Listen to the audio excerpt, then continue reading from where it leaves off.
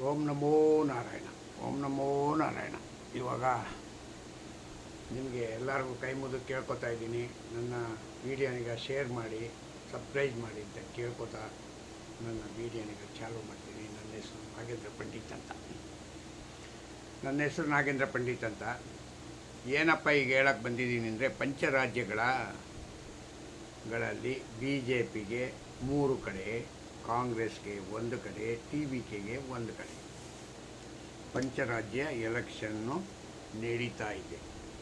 ಈ ನಡೆದದ್ರಲ್ಲಿ ನಿನ್ನೆ ಕೌಂಟಿಂಗ್ ಆಯಿತು. ಕೌಂಟಿಂಗ್ನಲ್ಲಿ SIR ಮಾಡಿದ್ರು ಎಲ್ಲ ಸ್ಟೇಟ್ಗಳಲ್ಲೂ.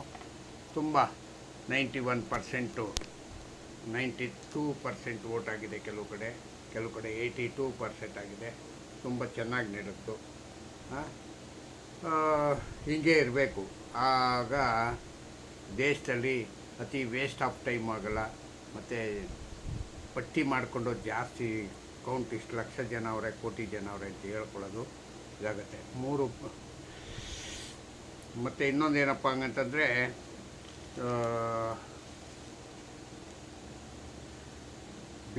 ಇವರು ಏನೋ ಬಂಗಾಳದಲ್ಲಿ SIR ಮಾಡಿದ್ದು ಸೆಂಟ್ರಲ್ ಗೌರ್ಮೆಂಟಿಂದ ಪ್ರಯತ್ನ ಬಳಿಕ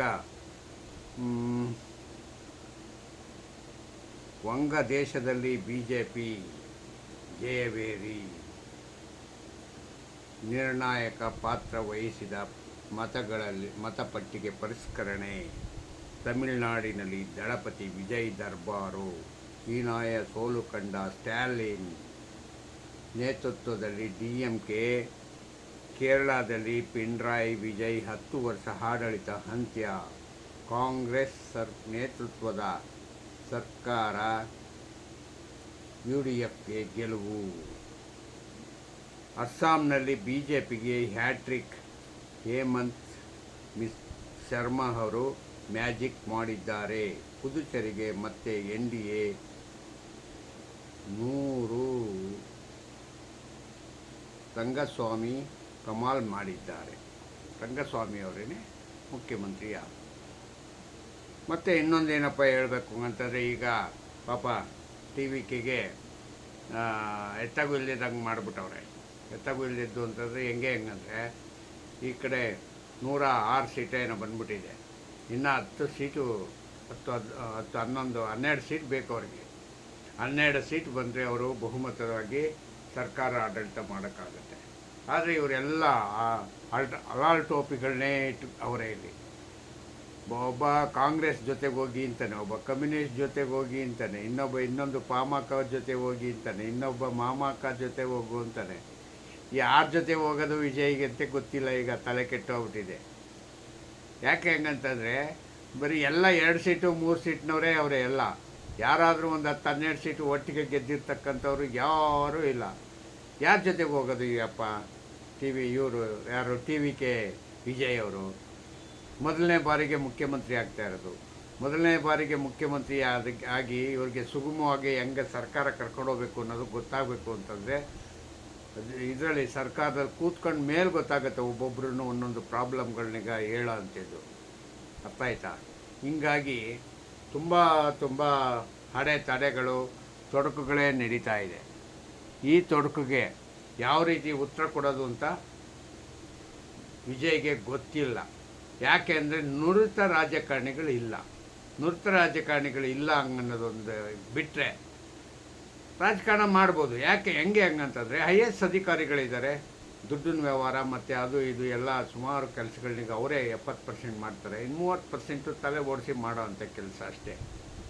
ನಮ್ಮ DK ಹೇಳ್ದಾಗೆ ಪ್ರಬುದ್ಧತೆ ಇಲ್ಲ, ವಿಜಯ್ ಅವನು ಗೆಲ್ಲೋದೇ ಇಲ್ಲ, ಅವನು MGR ಆಗಿ ಹೊರಟವನೇ ಅಲ್ಲ.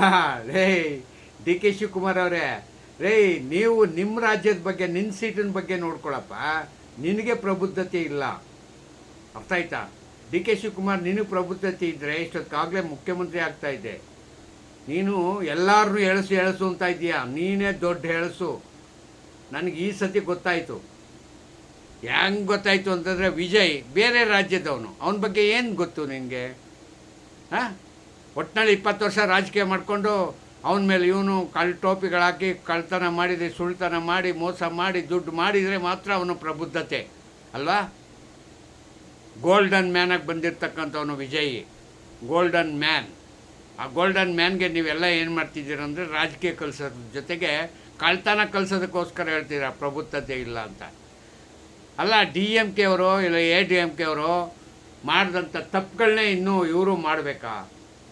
ಅಲ್ಲ, DK ಶಿವಕುಮಾರ್, ನಿನ್ನ ಕೆಲಸ ಎಷ್ಟು? ನಿನ್ನ ಕಾಂಗ್ರೆಸ್ಗೆ ವೋಟ್ ಹಾಕುವಂತ ಕೇಳ್ಕೊಂಬರ್ಬೇಕು. ಎಷ್ಟು ಸೀಟ್ ಗೆದ್ಬಿಟ್ರಿ? 3 ಸೀಟ್ ಗೆದ್ದಿದ್ದೀರಾ. 3 ಸೀಟ್ ಗೆಲ್ಲೋದಕ್ಕೆ ನೀನು ಇದನ್ನು ಜಂಬಾರಿತಾ ಇದೆಯಾ? ಅಲ್ಲೇನು ಕಡ್ದು ಕಟ್ಟಾಕ್ಬಿಟ್ಟೆ ನೀನು. ಇದಕ್ಕೆ ಹೋದಲ್ಲ ಅಸ್ಸಾಮಲ್ಲಿ ವಾಸೌಟ್ ಮಾಡಿಬಿಟ್ಟು ಬಂದ್ಬಿಟ್ಟೆ. ಅರ್ಥ ಆಯ್ತಾ? ಏನು ನಿನಗೆ ಪ್ರಬುದ್ಧತೆ ಇದೆ ಅಂತ ನಿನ್ನ ಎಲ್ಲ ರಾಜ್ಯದವರು ಕರೀತಾ ಇದ್ದಾರೆ. ನಿನ್ನ ಹತ್ರ ದುಡ್ಡಿದೆ ಅನ್ನೋದೊಂದು ಬಿಟ್ಕೊಂಡ್ರೆ ಇನ್ನೇನಕ್ಕೂ ಕರೆಯಲ್ಲ ನಿನ್ನನ್ನು. ಬುದ್ಧಿ ಇದೆ ಅಂತ ನಮ್ಮ ಅಪ್ರಾಣೆಗೂ ಕರೆಯಲ್ಲ ನಿನ್ನ. ಬುದ್ಧಿ ಇಲ್ದವರು ಅಂತ ಹೇಳ್ತಾರೆ. ಯಾಕೆ ಹಂಗಂತಂದರೆ ಇಷ್ಟು ದಿನ ಬೇಕಾಗಿರಲಿಲ್ಲ.